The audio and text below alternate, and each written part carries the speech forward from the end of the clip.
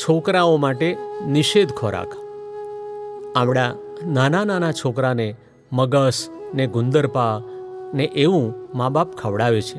તે પછી એની અસરો બહુ ખરાબ પડે છે. એ છોકરા બહુ વિકારી થઈ જાય છે. એટલે નાના છોકરાને આવું બહુ ન આપવું જોઈએ.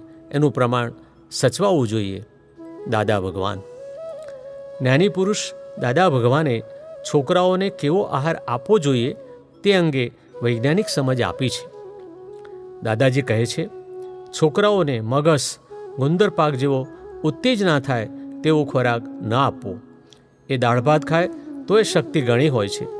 ઘીવાળો ખોરાક આપવાથી 15 વર્ષનો છોકરો થાય ત્યારે નર્યા દોષમાં પડી જાય છે, ખરાબી થઈ જાય. ઉત્તેજના ન થાય તેવો ખોરાક આપવો. ખોરાકના આશરે મન છે. જેનાથી માંસ વધે તેવો ખોરાક ન આપવો. ખોરાક લો તો હલકો લેવો. શરીરની તંદુરસ્તી રહેવી જોઈએ. આ માલ મલિદાવાળો ખોરાક સંસારીઓ માટે છે કે જેને બ્રહ્મચર્યની કંઈ પડી નથી. છોકરાને તો સાદો ખોરાક આપવો જોઈએ. તેમને દૂધ પણ થોડું આપવું જોઈએ. આપણા લોકો છોકરાને દૂધની ચીજો બહુ ખવડાવ કરે છે. આવું ના ખવડાવાય. તેનાથી ઉશ્કેરાટ વધશે અને 12 વર્ષનો થયો ત્યારથી દ્રષ્ટિ બગડશે. છોકરાને તો ઉશ્કેરાટ ઓછો થાય તેવો ખોરાક આપવો જોઈએ. છોકરાને, બાળકોને આ બધું ખ્યાલમાં નથી હોતું અને જીવન કેમ જીવવું તે ભાન જ નથી હોતું. દાદાજી કહે છે, મા બાપને છોકરા કેવી રીતે ઉછેરવા અને માવજત કેમ કરવી તે ભાન જ નથી. આ બધી વાતો શાસ્ત્રો કે પુસ્તકોમાં ના હોય.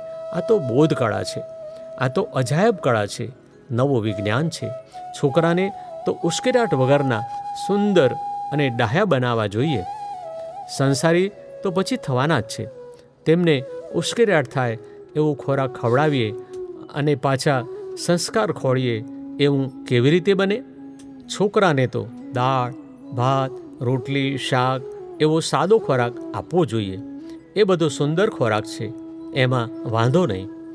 જેને બ્રહ્મચર્ય પાળવું છે તેને ખ્યાલ રાખો કે અમુક ખોરાકથી ઉત્તેજના વધી જાય છે. તે ખોરાક ઓછો કરી નાખો. ચરબીવાળા ખોરાક જેવા કે ઘી, તેલ બહુ ના લેવાય. દૂધે જરા ઓછું લેવું, પણ દાળ, ભાત, શાક, રોટલી એ બધું નિરાંતે ખાવ અને તેનું પ્રમાણ ઓછું રાખો. ખૂબ દબાઈને ખાવું નહીં. ખોરાક કેટલો લેવો જોઈએ? આમ મેણો એટલે કે ઘેન ના ચડે અને રાત્રે 3-4 કલાક જ ઊંઘ આવે. ગળપણવાળો ખોરાક પણ ઓછો લેવો. ખટાશ ચાલે, તે પણ પ્રમાણમાં. થોડા થોડા મરચાં ખવાય. મરચાં કરતાં મરી ઉત્તમ. બ્રહ્મચર્ય પાળવા માટે સૌથી સારામાં સારી સૂંઠ. ઘી હંમેશા માંસ વધારનારું છે અને તેનાથી વીર્ય વધે છે. એટલે તમે દાળ, ભાત, કઢી એકલા ખાઓ તો એ ઘી વગરે એનું લોહી થાય છે. એનાથી પણ બધી શક્તિ મળી રહે છે.